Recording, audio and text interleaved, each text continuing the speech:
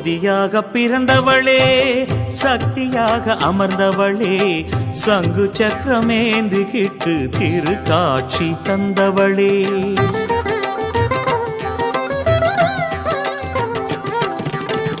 ஜோதியாக பிறந்தவளே, சக்தியாக அமர்ந்தவளே, சங்கு சக்கரமேந்திக்கிட்டு திருக்காட்சி தந்தவளே. மண்புற்றில் எழுந்தருளி நாகசக்தியாக வந்து புவியாட்சிதனை புரிபவளே. தாயே திருமலை கோடி நாயகியே அம்மா. ஜோதியாக பிறந்தவளே, சக்தியாக அமர்ந்தவளே, சங்கு சக்கரமேந்திக்கிட்டு திருக்காட்சி தந்தவளே.